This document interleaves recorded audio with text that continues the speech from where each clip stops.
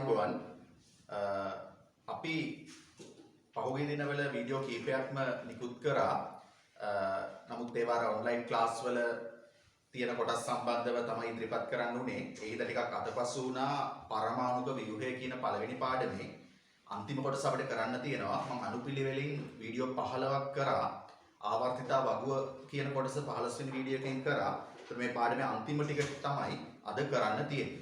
ඒකට අපි ආවර්තිතා වගුව කියන කොටස සම්පූර්ණයෙන්ම කලින් වීඩියෝ එකෙන් කතා කරා. මට එක දෙයක් කියන්න බැරි වුණා. එතන නූතන ආවර්තිතා වගුවේ කියන අඩුපාඩු කීපයක් තියෙනවා. අපිට ඒක සාකච්ඡා කරද්දිම තේරුණා. මොකද අර හයිඩ්‍රජන් පළවෙනි කාණ්ඩේ තිබුණානේ. Lithium, sodium, potassium, rubidium, caesium ඒවා තියෙන කාණ්ඩේ හයිඩ්‍රජන් තිබුණාට ඒක හයිඩ්‍රජන්ට නිශ්චිත ස්ථානයක් නැහැ මේ ආවර්තිතා වගුවේ.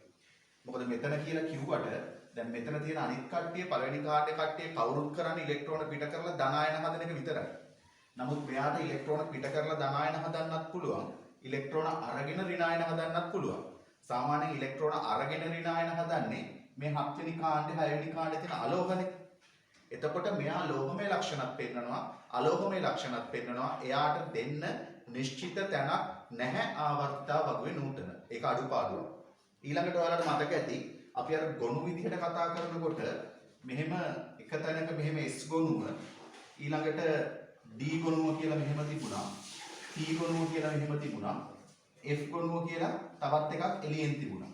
දැන් බලන්න මේක අනුපිළිවෙලකුත් නැහැනේ. මෙහෙම S තියෙනවා, ඊළඟට D තියෙනවා, ඊළඟට P තියෙනවා, F එළියෙන් තියෙනවා. මේකත් අඩුපාඩුවක්. මේවා අනුපිළිවෙලට නැති එකයි මේ එක කොටසක් එළියෙන් තියෙන එකයි. මොකද කාණ්ඩ අංකයෙන් නිරූපණය වෙන්නේ නැහැ නේ මෙයා. F ගොනුව ඒවා කාණ්ඩ අංක වලට සම්බන්ධයක් නැහැ. නේද? දැන් S ගොනුවයි P ගොනුවයි D ගොනුවයි යම් කාණ්ඩ අංක වලින් 1 ඉඳලා 18 වෙනකන් නූතන විදිහට IUPAC විදිහට දැම්මහම මේගොල්ලෝ නිරූපණය වෙනවා. මෙයා නිරූපණය වෙන්නේ නැහැනේ. ඒකත් නූතන ආවර්තිතා වගුවේ තියෙන අඩුපාඩුවක්. ඒකට ඔන්න ඔය වගේ අඩුපාඩු තියෙනවා. අනිත් එක ඉතින් අර කාණ්ඩ අංකය IUPAC විදිහට 1 ඉඳලා 18 වෙනකම් පෙන්නුවහම අන්තිම ශක්ති මට්ටමේ තියෙන ඉලෙක්ට්‍රෝන ගානවත් කාණ්ඩ අංකය නිරූපණය වෙන්නේ නැහැ. අපි ඇමරිකානු ක්‍රමය අනුව ලිව්වොත් 4A කියන කාබන් තියෙන කාණ්ඩේ අන්තිම ශක්ති මට්ටමේ ඉලෙක්ට්‍රෝන 4යි කියන එක ඒකේ නිරූපණය වෙනවා. IUPAC අංකනේ ඒක නිරූපණය වෙන්නේ නැහැ. ඒකත් තියෙන අඩුපාඩුවක්. ඉතින් ඔන්න ඔය වගේ නූතන ආවර්තිතා වගුවේ අඩුපාඩු කීපයක්ත් තියෙනවා. හරි. අද අපිට කතා කරන්න තියෙන මේ පාඩමේ අන්තිම කොටස ආවර්තිතා වගුවේ යම් ලක්ෂණ වෙනස් වන විදිහ. අපි ඉස්සර වෙලාවම බලනවා පරමාණුක අරය කියන එක කොහොමද ආවර්තිතා වගුවේ ආවර්තයක දකුණට වෙනස් වෙන්නේ කොහොමද? කාණ්ඩයක පහළට වෙනස් වෙන්නේ කොහොමද කියලා. ඉස්සෙල්ලාම අපි පොඩ්ඩක් අවබෝධ කරගෙන ඉමු මේ පරමාණුක අරය කියන්නේ මොකක්ද කියලා. සාමාන්‍යයෙන් නිදහස් පරමාණුවක් විදිහට තියෙන එකක අරය අපිට ගන්නත් පුළුවන්. නැත්නම් අපි බලමු මෙහෙම බන්ධනය වෙලා තියෙනකොට. අපි දුම මේ HH පරමාණු දෙකක් මෙහෙම බන්ධනය වෙලා තියෙනවා. මෙයාගේ අරය කියලා කියන්නේ මේ නෂ්ටි දෙක යා කරන දුර D කියලා ගත්තොත් D බෙදීම 2යි කියලා මෙයාගේ ගන්න පුළුවන්. මෙතෙන්දී සහසංයුජ බන්ධනයකින් බැඳිච්ච අවස්ථාවක අපි මේක ගන්න හින්දා මේක සහසංයුජ අරය කියලා කියනවා. සහසංයුජ අරය කියලා කියනවා. දැන් සමහර පරමාණු තියෙනවා බන්ධනය වෙන්නේ නැහැ. පුළුවන් තරම් ලං වෙලා වැන්ඩ වාල්ස් ආකර්ෂණ බල මගින් තමයි ඒගොල්ලෝ සම්බන්ධකම් හදාගෙන ඉන්නේ. අපි හිතුවොත් හීලියම් පරමාණු දෙකක්. මෙන්න එක හීලියම් පරමාණුවක්, මෙන්න තව හීලියම් පරමාණුවක්. මේ හීලියම් වල S2 කියන වින්‍යාසය තියෙන්නේ කොහොමත් උච්ච වායු කාණ්ඩ කට්ටිය සාමාන්‍යයෙන් බන්ධන හදන්නේ නැහැ.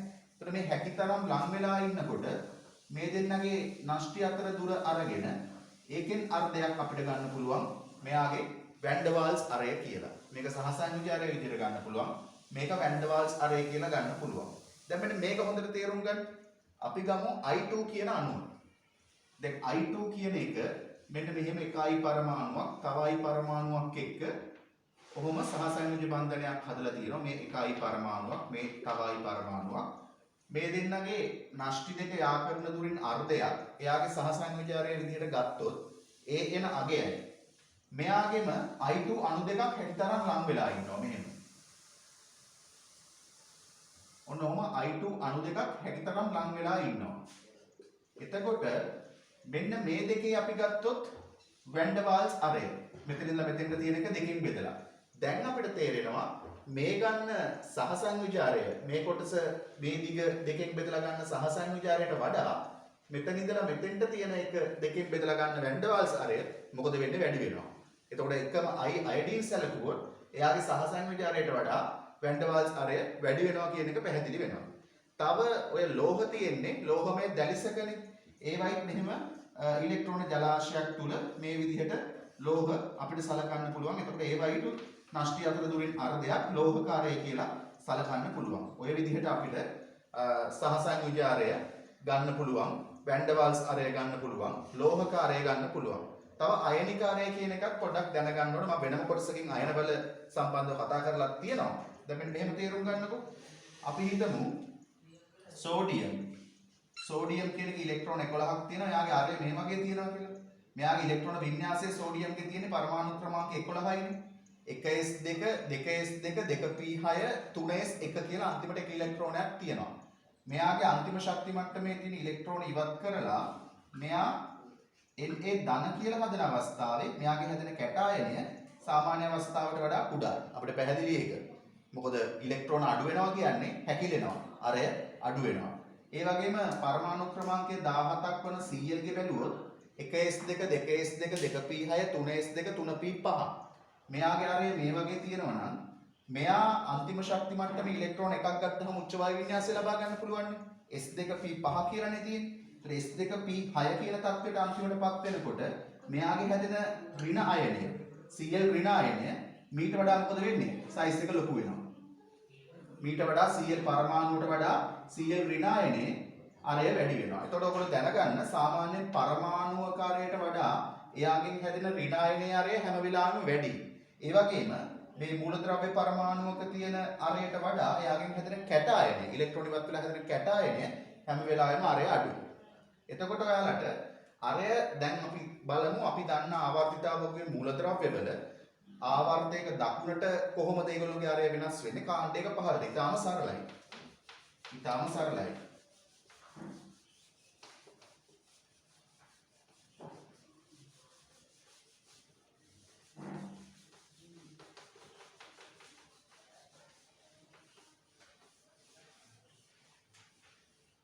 අපිට ඔතන දැන් පරමාණුවක ගත්තොත් අරය ඇති වෙන අපි දැන් මෙහෙම ඉලෙක්ට්‍රෝන වින්‍යාසත් එක්ක බලලා පොඩ්ඩක් මේක ලියාගමු. මෙහෙම බලමු. Sodium, magnesium, aluminium, silicon, phosphorus, sulphur, chlorine, argon කියන ආවර්තය.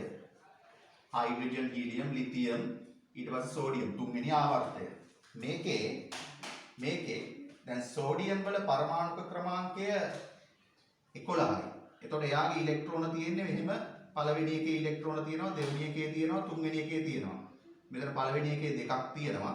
ඊට පස්සේ 1s2 2s2 2p6 කියලා 8ක් තියෙනවා. ඉලෙක්ට්‍රෝන 8ක් තියෙනවා දෙවෙනි ශක්ති මට්ටමේ. තුන්වෙනි ශක්ති මට්ටමේ එක ඉලෙක්ට්‍රෝනයක් තියෙනවා. මෙයාගේ නෂ්ටියේ තියෙනවා ප්‍රෝටෝන 11ක්. පරමාණු ක්‍රමාංක 11යි කියන්නේ නෂ්ටියේ ප්‍රෝටෝන 11ක් තියෙනවා. එතකොට මේ ප්‍රෝටෝන 11න් මේ ශක්ති මට්ටම් වල තියෙන ඉලෙක්ට්‍රෝන අදින හින්දා මේ පැත්තට ඇදිලාවිලා මෙයාට යම් අරයක් එනවනේ. ඔන්න ඔතන තේරුම් ගන්න ඕන දෙයක් තියෙනවා.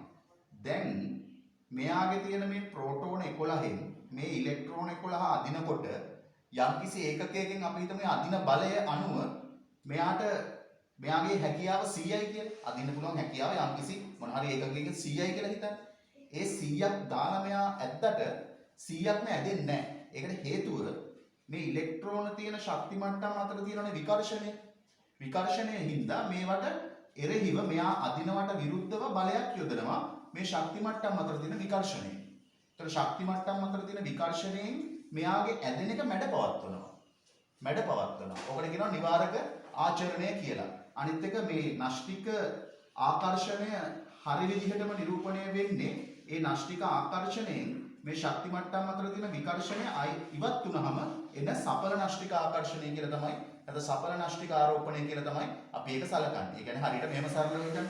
මුකුත් බලපෑමක් මේ මාතර විකර්ෂණයක් නැත්තම් මෙයා අදින එකේ ප්‍රතිඵලය 100ක් කියලා බලාපොරොත්තු වෙනවා. නමුත් 100ක් එන්නේ නැහැ. මේගොල්ලෝ අදිනවට විරුද්ධව කාර්යයක් කරනවා මේ පැත්තට. ඒ හින්දා 80ක වගේ එකක් තමයි අන්තිමට එන්නේ. එතකොට සපල එක තමයි 80 කියලා කියන්නේ. බලාපොරොත්තු වෙන්නේ 100ක් එන්නේ 80යි. හේතුව මේගොල්ලෝ ඒ කාර්යයට විරුද්ධව මේ පැත්තට විකර්ෂණ බලයක් යොදන හින්දා. කොහොම හරි අන්තිමට මෙයාගේ මෙහිම අරයක් නිරූපණය වෙනවා. අපි දැන් මැග්නීසියම් ගත්තොත් මැග්නීසියම්ගේ පරමාණු ක්‍රමාංකය 12යි. නෂ්ටියේ තියෙනවා ප්‍රෝටෝන 12ක්. ශක්ති මට්ටම් වල ඉලෙක්ට්‍රෝන තියෙන අන්තිම ශක්ති මට්ටමේ දෙකක් තියෙනවා. මේ අර විදිහටම 2යි 8යි ඊට පස්සේ 2යි. එතකොට මෙයාගේ ඔය කාර්යයම වෙනවා. 12න් අදිනවා, ඇදෙනවා. මේ ඉලෙක්ට්‍රෝන වලින් විකර්ෂණය මේ ශක්ති මට්ටම් අතර වෙනවා. ඒ හින්දා අන්තිමට මෙයාගේ යම් ප්‍රමාණයක් එනවා.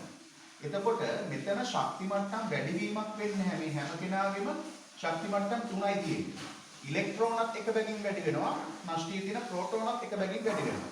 ශක්ති මට්ටම් වැඩි වෙන්නේ නැහැ. අන්තිම ශක්ති මට්ටමේ තියෙන ඉලෙක්ට්‍රෝන සංඛ්‍යාව එක එක වැඩි වෙනවා. මෙයාගේ 1යි, මෙයාගේ 2යි, මෙයාගේ 3යි, මෙයාගේ 4යි, මෙයාගේ 5යි. ඒ විදිහට අන්තිම ශක්ති මට්ටමේ තියෙන ඉලෙක්ට්‍රෝන සංඛ්‍යාව වැඩි වෙනවා. ඒ වගේම නෂ්ටියේ තියෙන ප්‍රෝටෝන සංඛ්‍යාවත් එක එක වැඩි වෙනවා. මෙයාගේ 11යි, මෙයාගේ 12යි, මෙයාගේ 13යි, මෙයාගේ 14යි ඒ විදිහට. එතකොට ඒ හින්දා ශක්ති මට්ටම් වැඩි වෙන්නේ නැති හින්දා ඉලෙක්ට්‍රෝන එක එක අන්තිම ශක්ති මට්ටමට වැටුණාට නෂ්ටියේ ප්‍රෝටෝන ධන ආරෝපණත් එක එක වැඩි වෙන හින්දා හැකිලීම වැඩි වෙනවා මෙහෙට යද්දී. ඒ කියන්නේ අරය අඩු වෙනවා. අරය අඩු වෙනවා. එතකොට ඔයගොල්ලෝ දැනගන්න ආවර්තයක දකුණට අරය මොකද වෙන්නේ? අඩු වෙනවා කියන එක දැනගන්න. මේක දෙවෙනි ආවර්තය වුණත් තුන්වෙනි ආවර්තය වුණත් අපිට පැහැදිලිව ලබා ගන්න පුළුවන්. D ගොනුවේ තරම්ම පැහැදිලි නැහැ. එතකොට අපිට S හා P ගොනු අරගෙන බලන්න පුළුවන් ආවර්තයක දකුණට පරමාණු කාර්යය අඩු වෙනවා කියලා තමයි අපි සලකන්න වෙන්නේ. අපි බලමු කාණ්ඩ එක පහළට කොහොමද වෙන්නේ කියලා.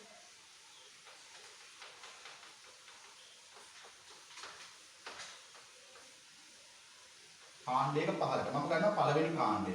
Lithium, sodium, potassium, rubidium. අපි ඔය ටික බලමු. දැන් ලිතියම් වල පරමාණු ක්‍රමාංකය 3යි. 1s2, 2s1. මේකේ 2යි, මේකේ 1යි ඉලෙක්ට්‍රෝන තියෙන්නේ. මෙයා නෂ්ටියේ ප්‍රෝටෝන 3ක් තියෙනවා පරමාණු ක්‍රමාංකය 3 ඉඳලා. මෙයාගේ පරමාණු ක්‍රමාංකය 11යි. ඒතර මෙයාගේ ශක්ති මට්ටම් 3ක තියෙනවා. 2යි, ඊට පස්සේ 8යි, ඊට පස්සේ 1යි. මෙයාගේ ශක්ති මට්ටම් 4ක තියෙනවා. අන්තිම ශක්ති මට්ටමේ 1යි. මෙයාගේ ශක්ති මට්ටම් 5ක තියෙනවා. අන්තිම ශක්ති මට්ටමේ 1යි. එතකොට මේගොල්ලෝගේ පැහැදිලිව පේනවා ප්‍රෝටෝන සංඛ්‍යාවත් නෂ්ටියේ වැඩි වුණාට එන්න ශක්ති මට්ටම් ගන්න කෙලින්ම වැඩි වෙලා. ඒතකොට නිවාරක ආචරණය කියන එක ප්‍රබලව වැඩිවීමක් වෙනවා මේගොල්ලෝගේ. ඒතකොට ඒ හින්දා කෙලින්ම ශක්ති මට්ටම පහළට යද්දි වැඩි වෙන හින්දා කෙලින්ම අරය ගත්තොත් මේවට වඩා මේ පහළට යද්දි අරය වැඩි වෙනවා. ඒතකොට අනිත් කාණ්ඩ ගත්තත් ඔහොම තමයි ඕනම කාණ්ඩයක පහළට යද්දි අරය වැඩි වෙනවා ආවර්තයක දකුණට යද්දි අරය අඩු වෙනවා. මෙතන ශක්ති මට්ටම් ගන්න වැඩි වෙන හින්දා නිවාරක ආචරණය මෙතන ශක්ති මට්ටම් වෙන්නේ වැඩි වෙන හින්දා මේ ඉලෙක්ට්‍රෝන අතර තියෙන විකර්ෂණ වැඩි වෙලා තමයි මේ අරය ලොකු වෙන්නේ. නිවාරක ආචරණය ප්‍රබල වෙනවා. හරි. ආවර්තයක දකුණට යනකොට ඒ නිවාරක ආචරණයට වඩා සපරනෂ්ටික ආකර්ෂණය කියන එක වැඩි වෙලා අරය අඩු වෙනවා. දැන් එතකොට ඔයගොල්ලන්ට පැහැදිලි පරමාණුක අරය සම්බන්ධව සම්පූර්ණ සිද්ධාන්තමය කරුණු. හරි. ඊළඟට දැනගන්න ඕන අයනීකරණ ශක්තිය. අයනීකරණ ශක්තිය කියන්නේ මොකක්ද? අයනීකරණ ශක්තිය ආවර්තයක කොහොමද වෙනස් වෙන්නේ? අයනීකරණ ශක්තිය කියන්නේ ළමයි අර්ථ දැක්වීම ගත්තොත් වායුමය මූලද්‍රව්‍යයක් අරගෙන එකෙන් ඉලෙක්ට්‍රෝන මවුලයක් අයින් කරලා ධන ආයන මවුලයක් හදන්න කොච්චර ශක්තියක් දෙන්න ඕනද කියන එක. අපි සරලව එකක් අරගෙන අපි ලියමු. M කියන කෙනා ගත්තොත් M කියන කෙනාගේ වායුමය තත්වයේදී ඉලෙක්ට්‍රෝනයක් ඉවත් කරලා M ධන අයනය හදන්න කොච්චර ශක්තියක් දෙන්න ඕනද? මේක තමයි මෙයාගේ I1 පළවෙනි අයනීකරණ ශක්තිය. එතකොට දැන් ඉලෙක්ට්‍රෝනයක් නෂ්ටියේ තියෙන ප්‍රෝටෝන මගින් ආකර්ෂණය කරලා තියාගන්නකොට අන්තිම ශක්ති මට්ටමේ තියෙන ඉලෙක්ට්‍රෝනය කියලා හිතන්න. මේක සම්පූර්ණයෙන් මේ ආකර්ෂණයෙන් ඈත් කරනවා, ගලවනවා. ගලවන්න නම් ටිකක් දුරට ගෙන ගියොත් ආකර්ෂණය අඩු වෙනවා. තව ඈතට ගෙන ගියොත් තවත් අඩු වෙනවා. අනන්තය දක්වා ගෙන ගියොත් තමයි ආකර්ෂණය සම්පූර්ණයෙන්ම නැති වෙන්නේ. ඒකට අපිට මේක අර්ථ දක්වන්න වෙන්නේ මෙයාගේ තියෙන ආකර්ෂණයට විරුද්ධව මෙයා ඉලෙක්ට්‍රෝනය අනන්තය දක්වා ගෙනියන්න ඕනේ. ගෙනිච්චම ආකර්ෂණය සම්පූර්ණයෙන්ම නැති වෙලා ධන අයනය හැදෙනවා. ඉලෙක්ට්‍රෝන ඉවත් වුණා කියලා සලකනවා. ඔන්න ඕකට දෙන්න ඕන ශක්තිය තමයි පළවෙනි අයනීකරණ ශක්තිය කියලා කියන්නේ. එතකොට ළමයි අපිට පැහැදිලිව පේනවා පරමාණුවේ නෂ්ටියට අන්තිම ශක්ති මට්ටමේ තියෙන ඉලෙක්ට්‍රෝනයට තියෙන දුර වැඩි නම් ගලවන්න ලේසියිනේ, ආකර්ෂණය අඩුයිනේ. දැන් අපි ඒ හින්දා අර ලිතියම්, සෝඩියම්, පොටෑසියම් තිබිච්ච පළවෙනි කාණ්ඩේ බැලුවොත් මෙයාගේ අරයට වඩා මෙයාගේ අරය වැඩි. මෙයාගේ අරය ඊට වඩා වැඩි. එන්න ශක්ති මට්ටම් වැඩි වෙනවා. එතකොට අන්තිම ශක්ති මට්ටමේ තියෙන ඉලෙක්ට්‍රෝනයට නෂ්ටියේ තියෙන ආකර්ෂණය එන්න අඩු වෙනවා. ඉලෙක්ට්‍රෝනේ ගලවන්න එන්න ලේසි වෙනවා. ඒ හින්දා පළවෙනි අයනීකරණ ශක්තිය කාණ්ඩයේ පහළට අඩු වෙනවා. සයිස් එක වැඩි, ගලවන්න ලේසි. නාස්තික ආකර්ෂණය අඩුයි. මොකද ඈතන ඉලෙක්ට්‍රෝන තියෙන්නේ පහළට එන්නේ. එහෙනම් පළවෙනි කාණ්ඩේ පහළට යනකොට පළවෙනි අයනීකරණයේ ශක්තිය අඩු වෙනවා කියලා අපි දැනගන්න ඕන. ආවර්තයක දක්නට කතාව පොඩි සංකීර්ණත්වයක් තියෙනවා. කාරණා දෙකක් බලපානවා මේ අයනීකරණ ශක්තියට. ඉලෙක්ට්‍රෝන වින්‍යාසයත් බලපානවා, පරමාණුවේ ප්‍රමාණය, පරමාණුක අරය කියන එකත් බලපානවා. අපි බලමු හරි උදාහරණයකින් එක ආවර්තයක පැහැදිලි කරගන්න. අපි ගමු දෙවෙනි ආවර්තය. දෙවෙනි ආවර්තය ගමු. Lithium, beryllium, boron, carbon, nitrogen, oxygen, fluorine, neon. දැන් අපි ඉගෙන ගත්ත කලින් මේගොල්ලෝගේ අරය අඩු වෙනවා කියලා. දැන් මෙයාගේ අරයට වඩා මෙයාගේ අරය අඩුයි, ඊට වඩා මෙයාගේ අඩුයි, මෙයාගේ අඩුයි, මෙයාගේ එන්න අරය අඩු වෙනවා. ඕක මම කලින් පැහැදිලි කරා. අපි කලින් ඉලෙක්ට්‍රෝන වින්‍යාසත් දන්නවනේ ළමයි. ලිතියම් වල පරමාණු ක්‍රමාංකය 3යිනේ. එයාගේ තියෙන්නේ 1s2 2s1 වින්‍යාසය. මෙයාගේ තියෙනවා 1s2 2s2 වින්‍යාසය. මෙයාගේ තියෙනවා 1s2 2s2 2p1 කියන වින්‍යාසය. කාබන්ගේ තියෙනවා 1s2 2s2 2p2. නයිට්‍රජන්ගේ තියෙනවා 1s2 2s2 2p3 මෙයාගේ දැන් අන්තිම එක විතරක් ලියන 1s2 තියෙනවා ඊළඟට 2s2 2p4 කොහොම තියෙනවා මෙයාගේ 1s2 2s2 2p5 මෙයාගේ 1s2 2s2 2p6 හරි දැන් අපිට පේනවා මේ ඉලෙක්ට්‍රෝන වින්‍යාස දිහා බැලුවහම S1ට වඩා S2 පිරලා තියෙනකොට ස්ථායි. මොකද S වල අපි දන්නවා මෙහෙම එකක් තියෙනවට වඩා ඉලෙක්ට්‍රෝන දෙකම තියෙන එක ස්ථායි. ඒතර මෙයාට වඩා මෙයාගේ ඉලෙක්ට්‍රෝන වින්‍යාසය අනුව ස්ථායි බවක් තියෙනවා. ඒ වගේම මෙතන P3 කියලා තියෙනකොට P වල තියෙන්න පුළුවන් සමමිතික ඩම්බෙල් ආකාර හැඩතික ආක්ෂික මම මේ කොටුවෙන් නිරූපණය කරන්නේ. P වල තුනේම එක එක තියෙනකොට යම් අර්ධ ස්ථායීතාවයක් තියෙනවා. මොකද තුනේම දෙක දෙක තිබ්බොත් හොඳටම ස්ථායි. තුනේම එක එක නිකන් භාගයට ස්ථායි. අර්ධ ස්ථායීතාවයක් තියෙනවා. ඊට P4 කියන එකේදී ළමයි අපි මුන්ස් නීතිය අනුව ලියනකොට 1 1 1 1 ඔහොමනේ ඉලෙක්ට්‍රෝන ලියන්නේ. ඒතර ඔහොම ලියුවහම තේරෙනවා මේ වින්‍යාසයට වඩා මේ වින්‍යාසයේ යම් අස්ථායි බවක් තියෙනවා. ඒ හින්දා ආවර්තයක දකුණට පරමාණුවේ සයිස් එක අඩු වෙන හින්දා ඉලෙක්ට්‍රෝන ගලවන්න අමාරුයි කියලා පළවෙනි අයනීකරණ ශක්තිය වැඩි වෙනවා කියලා අපි හිතුවට ඒ පළවෙනි අයනීකරණ ශක්තියේ වැඩිවීම හරි අනුපිළිවෙලකට වෙන්නේ නැහැ. ඒක වෙන්නේ zigzag විදිහට, අක්වක් විදිහට කියලා කියනවා. ඒකට හේතුව යම් යම් තැන්වලදී ඉලෙක්ට්‍රෝන වින්‍යාසයේ ඇතිවන ස්ථායීතාවය වෙනස් වීම. දැන් මෙතන S1 කියන එකේ අයනීකරණ ශක්තිය මේ වගේ අගයක් නම් S2 වින්‍යාසයෙන්කොට ඊට වඩා වැඩි වෙනවා. හරි. මෙතනින් මෙතෙන්ට නම් වැඩි වෙනවා.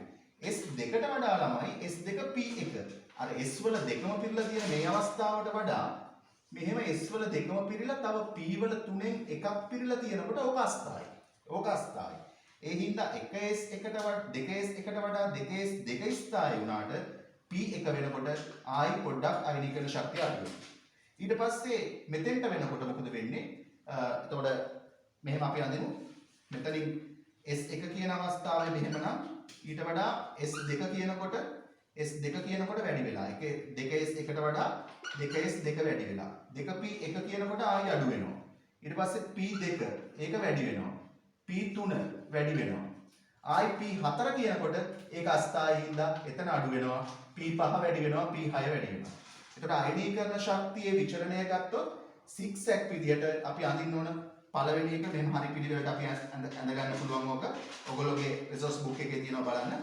පළවෙනි කාණ්ඩෙ මෙතන නම් ඊට වඩා දෙවෙනි එකේ වැඩි. තුන්වෙනි එකේදී අඩු වෙනවා. හතරවෙනි එකේදී වැඩි වෙනවා. පහේදී වැඩි වෙනවා. හයේදී අඩු වෙනවා. හතේදී වැඩි වෙනවා. අටේදී වැඩි වෙනවා. එතකොට මෙන්න මෙහෙම වැඩි වෙලා ආයි අඩු වෙනවා වැඩි වෙනවා. අක්වක් විචලනයක්, සිග්සැග් විචලනයක්. S1ට වඩා S2 වින්‍යාසයේ හින්දා වැඩි වුණා.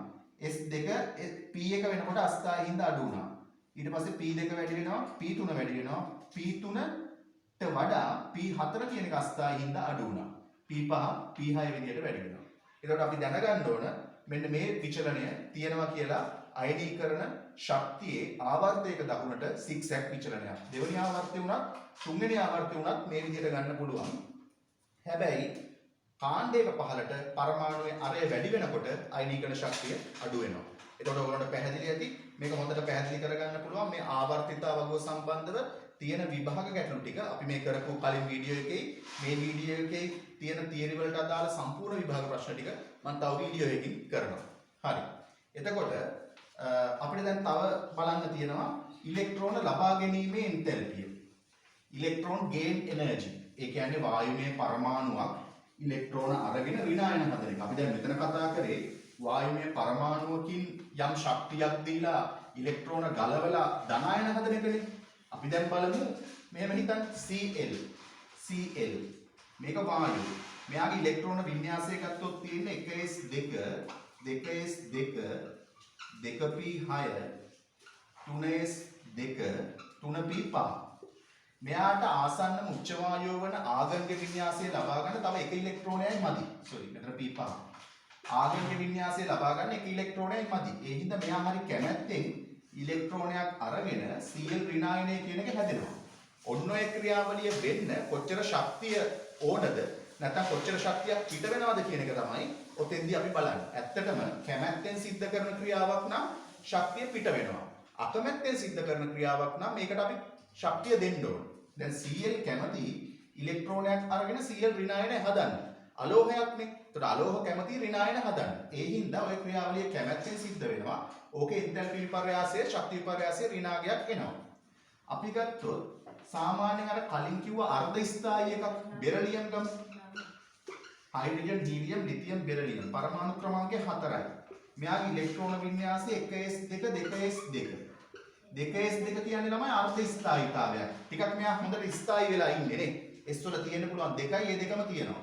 ඒ හින්දා මෙයා ඉලෙක්ට්‍රෝනයක් ගන්න එච්චර කැමති නැහැ. මෙයාට ඉලෙක්ට්‍රෝනයක් දෙන්න ගියොත් ඒක දෙන්න වෙන්නේ බලෙන්. ඒ කියන්නේ අපි මේ ඉලෙක්ට්‍රෝන දෙන එකට කාර්යයක් කරන්න වෙනවා. ඒකට ඔතන ඇති වෙන ශක්ති විපර්යාසය ධනාගයක්. Cl වගේ ඍණාගයක් වෙන්නේ නැහැ. ඒකට මෙතන ඇති වෙන්නේ ධනාගයක්. අපි හිතමු නයිට්‍රජන් වල පරමාණු ක්‍රමාංකය 7යි. මෙයාගේ ඉලෙක්ට්‍රෝන වින්‍යාසය 1s2 2s2 2p3. අන්න එතන අර්ධ ස්ථායීතාවයක් තියෙනවනේ. මේ p වල මෙහෙම සම්මිතික ඩම්බෙල් ආකාර හැඩ කාක්ෂික තුනේ හුන්ස් නීතිය අනුව 1 ඔන්න ඔහොම ඉලෙක්ට්‍රෝන පිරලා තියෙන්නේ. එතකොට මෙයක් යම් ස්ථායීතාවයක් අර්ධ ස්ථායීතාවයක් තියෙනවා. මෙයක් කැමති නැහැ ඉලෙක්ට්‍රෝන ගන්න අලෝක ලක්ෂණ තිබුණාට. ඒ හින්දා මෙතන ඉලෙක්ට්‍රෝන දෙන්න ගියත් ඒකත් තාප අවශෝෂිත ක්‍රියාවක්. ඒ කියන්නේ අපි බලෙන් දෙන්න ඕන ශක්තියක් දෙන්න වෙනවා. අපි බලමු ඔක්සිජන් වල පරමාණු ක්‍රමාංකය 8යි. පරමාණු ක්‍රමාංකය 8යි. එතකොට 1s2 2p4. එතකොට ඔන්න ඔය විදිහේ වින්‍යාසයක් තමයි ඔක්සිජන්ගේ තියෙන්නේ. ගැටලුවක් නැහැ නේද? අවුලක්. ඔක්සිජන් වල පරමාණු ක්‍රමාංකය 8යි. එතකොට මෙහෙම 1s2 තියෙනවා. 2s2ෙත් මෙහෙම තියෙනවා. ඊට පස්සේ 2p4. 2p4 කියන්නේ 1. හරි. දැන් වින්‍යාසයේ අනුව බැලුමට අපිට පේනවා මෙයා ඉලෙක්ට්‍රෝන දෙකක් ගන්න කැමති ඇති. අරගෙන ආසන්න උච්ච වායුව වන නියෝන්ගේ වින්‍යාසය ගන්න කැමති ඇති කියලා අපිට හිතෙනවා. හැබැයි ඔතන වෙන්නේ ළමයි මෙහෙම එකක්. ඔක්සිජන් වායුව පළවෙනි ඉලෙක්ට්‍රෝනේ ගන්නවා කැමැත්තෙන්. ඕ ඍණ හැදෙනවා. මේක ඩෙල්ටා H ඍණ. ඔතෙන්දී ශක්තිය පිට වෙනවා. මෙයා අලෝහයක් ඉලෙක්ට්‍රෝනයක් ගත්තා. හරි. හැබැයි ළමයි තව ඉලෙක්ට්‍රෝනයක් ගන්න ගියාම මේ ඉස්සර වෙලා ගණිත ඉලෙක්ට්‍රෝනේ ලොකු විකර්ෂණයක් යෙදෙනවා. ඒක හරියට පැහැදිලි කරනවාට පළවෙනි කසාදයක් කරගෙන තව කසාදයක් කරගන්න ගියාම පළවෙනි කසාදෙන් දෙවෙනි කසාදෙට සෑහෙන විරුද්ධ වෙනවා වගේ දෙයක් කියලා පැහැදිලි කරනවා. මතක තියාගන්න ලේසියට. ඒ කියන්නේ ගන්න ඉලෙක්ට්‍රෝනය අරගෙන ඔක්සිජන් ඍණ ආයනය හැදුවට පස්සේ මෙයා තව ඉලෙක්ට්‍රෝනයක් ගන්න ගියොත් මෙයා තව ඉලෙක්ට්‍රෝනයක් ගන්න ගියොත් දෙන්න පුළුවන් ඉලෙක්ට්‍රෝනේ ගන්න පුළුවන් මේක ලේසියෙන් කරන්න පුළුවන් වැඩක් නෙමෙයි. ඩෙල්ටා H ඍණ නෙමෙයි. ශක්තියක් පිට වෙන්නේ නැහැ. මේ පිට වෙන ශක්තියට වඩා පළවෙනි ඉලෙක්ට්‍රෝනේ ගනිද්දි පිට වෙන ශක්තියට වඩා දෙවෙනි ඉලෙක්ට්‍රෝනේ ගනිද්දි අවශෝෂණය වන ශක්තිය වැඩි. මෙතන ඩෙල්ටා H ධන. හරියට මෙතන අපි හිතමු 100ක් පිට වුණා නම් මෙතන 1000ක් ඕන දෙවෙනි ඉලෙක්ට්‍රෝනේ ගන්න. 100ක් ඍණ නම් 1000ක් ධන.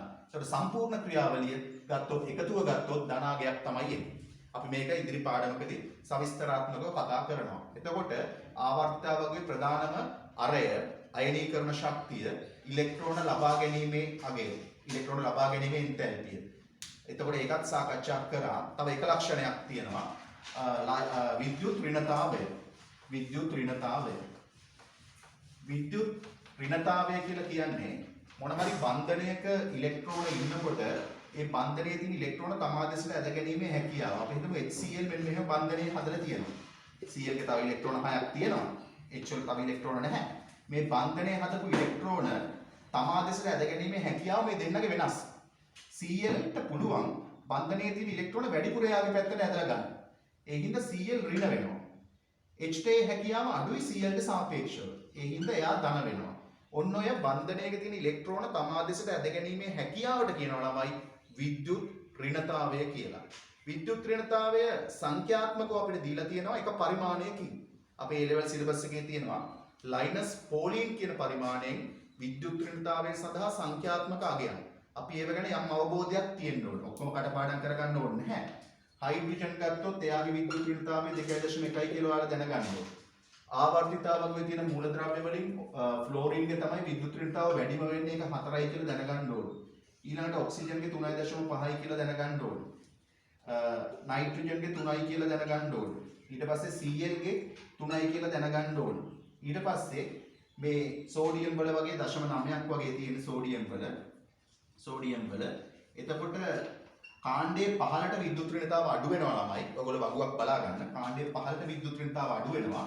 ආවර්තයක දකුණට විද්‍යුත් ර්ණතාව වැඩි වෙනවා. උච්ච වායු වලට අපි බන්ධන හදන්න යන්නේ නැති හින්දා යාලා සාමාන්‍යයෙන් ඒගොල්ලෝගේ බන්ධනයක තියෙන ඉලෙක්ට්‍රෝන ඇද ගැනීම හැකියාවක් ගැන අපි කතා කරන්නේ නැහැ. ඒගොල්ලෝගේ අපිට අගයක් දෙන්නේ නැහැ බිඳුවයි කියලා දෙන්නේ. උච්ච වායු වල අර නියෝන් ආගන් තියෙන කාණ්ඩේ ඒකේ අපි සලකන්නේ නැහැ. අනිත් ඒවායි මේ ෆ්ලෝරින්ගේ තමයි වැඩිම වෙන්නේ විද්‍යුත් ඍණතාවය. අනිත් කාණ්ඩයේ කාණ්ඩයක පහළට හැම වෙලාවෙම අඩු වෙනවා. ආවර්තයක දකුණට වැඩි වෙනවා. මෙන්න මේගොල්ලෝ තමයි අපිට ඉන්න ලොකුම විද්‍යුත් ඍණතාව තියෙන කට්ටිය. හරි. එතකොට අපිට අපේ සිලබස් එකේ මේ ලක්ෂණ ටික තමයි දීලා තියෙන්නේ. තව ඕනනම් ඔයගොල්ලන්ට අමතර දෙයක් විදිහට තාපාංක ද්‍රවාංක ඇහුවොත් සාමාන්‍යයෙන් ආවර්තයක දකුණට යද්දි 4 වෙනි කාණ්ඩය තමයි වැඩිම වෙන්නේ. ඊට පස්සේ අඩු වෙනවා. ඒ කාබන් සිලිකන් තියෙන කාණ්ඩේ කට්ටියක තමයි ද්‍රවාංක තාපාංක වැඩිම වෙන්නේ. කාණ්ඩයක පහළට යනකොට බැලුවොත් ඔය අලෝහ වල මේ ෆ්ලෝරින් වල ඔක්සිජන් වල වගේ කාණ්ඩයක පහළට යනකොට ද්‍රවාංක තාපාංක වැඩි වෙනවා. සාපේක්ෂ අණු ස්කන්ධය වැඩි වෙනකොට වැන් ඩර් වාල්ස් බන්ධන ප්‍රබල වෙලා. ඊළඟ පාඩමේ තමයි මේ බන්ධන ගැන කතා කරන්නේ. සාමාන්‍යයෙන් අලෝහ වල කාණ්ඩේ පහළට යනකොට ද්‍රවාංක තාපාංක වැඩි වෙනවා. සාපේක්ෂ අණු ස්කන්ධය වැඩි වෙන හින්දා වැන් ඩර් වාල්ස් බන්ධන ප්‍රබල වෙලා. හැබැයි ලෝහ වල සෝඩියම් පොටෑසියම් වගේ ඒවායි කාණ්ඩේ පහළට යනකොට මොකද වෙන්නේ? ද්‍රවාංක තාපාංක අඩු වෙනවා. මේගොල්ලෝගේ ලෝහක බන්ධන දුබල වෙලා. ඒව ගැන අපි ඉදිරියේදී සාකච්ඡා කරමු. ඒකට පළවෙනි පාඩම සම්පූර්ණයෙන්ම ඉවරයි. මම ඊළඟ වීඩියෝ එකෙන් මේ අපි කරපු අන්තිම වීඩියෝ දෙකේ තියෙන විභාග ප්‍රශ්න ටික සම්පූර්ණයෙන්ම සාකච්ඡා කරනවා. හරි ස්තුතියි.